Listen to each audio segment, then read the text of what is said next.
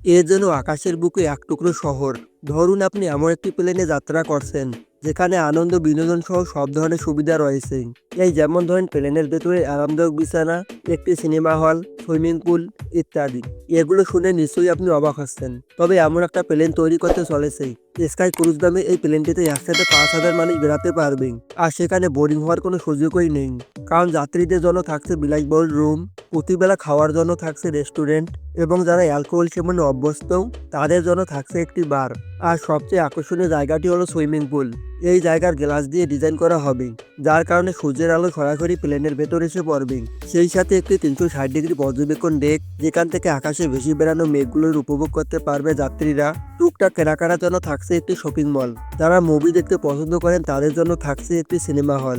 এছাড়াও থাকছে একটি কনভেনশন সেন্টার, যেটিতে বিয়ে বা অন্য কোনো অনুষ্ঠানের ক্ষেত্রে ব্যবহার করা হবে।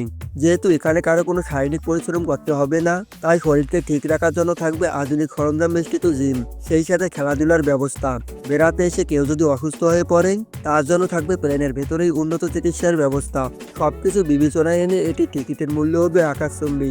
প্লেনটি অন্যান্য অসাধারণ যাত্রীবাহী প্লেনের থেকে কয়েক গুণ বড় হবে। আর এত বড় সাইজের প্লেনটিকে আকাশে উড়ানোর জন্য 20টি পারমাণবিক শক্তিচালিত ইঞ্জিন বসানো হবে। অবাক করা বিষয় আছে, প্লেনটি একটানা কয়েক মাস পর্যন্ত আকাশে উঠতে পারবে।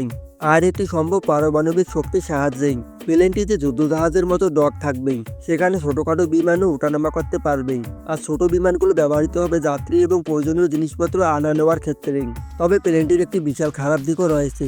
যদি প্লেনটি যান্ত্রিক ত্রুটির কারণে কোনো জায়গায় ক্র্যাশ ল্যান্ডিং করে, তাহলে সেখানে বড়সড় একটি পারমাণবিক বিস্ফোরণ ঘটবেই, যা রেস থেকে যাবে বহু বছর।